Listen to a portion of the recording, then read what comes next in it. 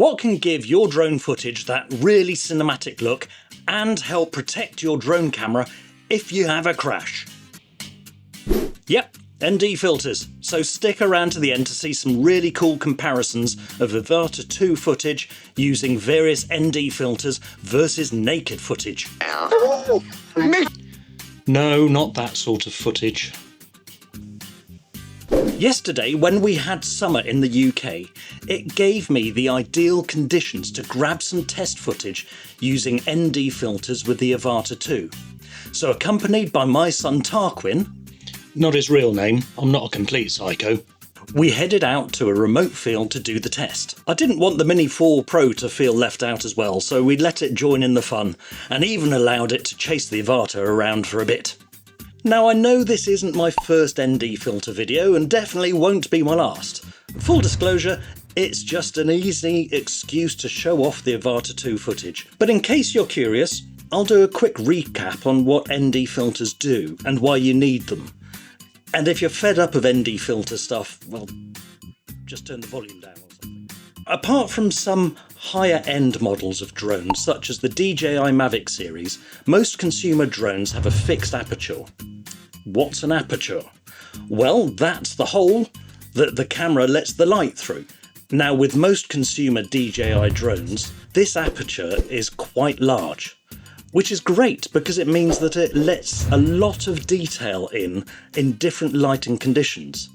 The downside is that because of this, in bright conditions, to prevent overexposure and washing the image out, the clever electronics in the drone really ramp up the shutter speed to expose the sensor to light more rapidly. Now, because the human eye has a much slower biological shutter speed, this results in quite an unnatural digitised kind of picture that can sometimes feel quite jarring. To combat this, we put an ND filter in front of the camera lens. This reduces the amount of light hitting the sensor, which in turn means that the camera automatically reduces the shutter speed. That in turn gives us what is called motion blur. The bonus point with these filters is that should you crash, the filter will also go some way to preventing the camera lens from getting scratched or broken, which is obviously a serious concern with the FPV drones such as the Avata 2. But if you've seen the way I fly normal camera drones in some of my other videos, you know that helps as well. You might end up with a broken or lost ND filter, but that is way cheaper and way less hassle than having to replace the whole lens of your drone. This is the standard day pack from Freewell and contains an ND8, ND16, ND32 and ND64 filter. These numbers refer to the strength of the filter. The higher the number, the stronger the filter. By the way, these filters are really hard to take off, so don't be too concerned about them just popping off during flight. They won't do that. Now, photography nerds will go on about how many stops each of these filters have, but in basic terms, I tend to choose my filters based on how bright my eyeballs tell me it is. So I'd probably use an ND8 during dawn or dusk conditions, ND16 for overcast or dark skies, ND32 for bright cloud or partially cloudy skies, and ND64 for conditions like yesterday, bright and sunny and virtually cloudless skies. Now, ND32s tend to live on each of my drones by default. Yeah, don't worry, I've got you covered in the next couple of videos as well. By the way, I think you're going to like them. Oh, and talking of liking stuff, please do hit the like button for this video so that the YouTube algorithm knows that this is something that other people might be interested in. And also consider subscribing and setting notifications to all, because I've got a cracking couple of videos coming up soon and I'd hate to think that you'd miss out on them. Thanks very much. You can get even stronger ND filters, but this set should suffice for, as Freewell put it, a standard day. So I bet you're thinking, well, won't that make my footage look all dark? And yes, some of the people that watch my videos do actually think. The answer is no, because the camera compensates for the lack of light by lengthening the shutter speed and letting more light in. And even if the resulting footage is slightly darker than you need it to be, then it's way easier to correct in the edit, rather than trying to edit an overexposed shot. Oh, and one other thing, ND filters are most effective when there is a lot of movement in your footage or you're close to the ground. So the Avata 2 was the ideal test drone for this. At higher altitudes and slower speeds, you can just adjust your exposure without necessarily needing an ND filter. So the pièce de résistance. I bet you didn't think I could speak French, did you?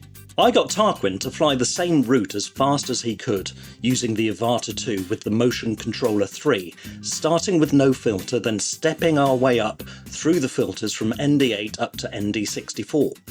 Now, we absolutely intentionally decided to use out-of-the-box settings, so 1080p, not 4K, with all the other settings such as white balance, exposure and shutter speed set to automatic. This was definitely not because after the last firmware update all of my settings got reset and I didn't bother to check them.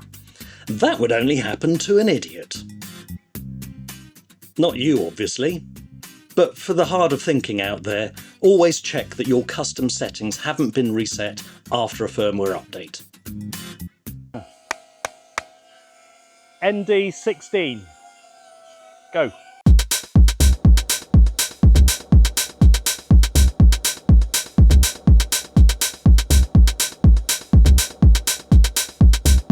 ND64.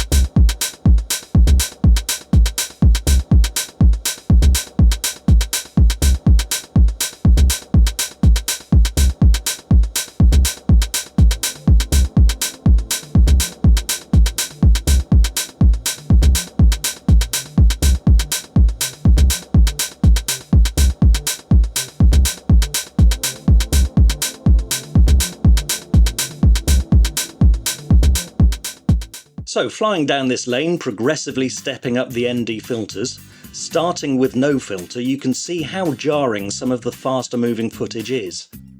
We then moved on to the ND8, 16, 32, and finally the 64, which seemed about right for the conditions of the day. If you're struggling to see the difference, here they are side by side.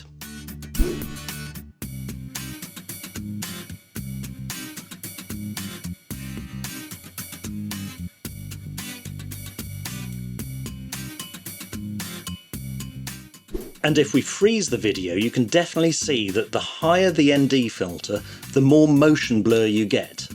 This is especially useful if you're grabbing stills from your footage and want to convey movement and speed. The resulting footage has a more natural look, and that does kind of indicate that the human eye's natural shutter speed is, well, kind of rubbish. Bye!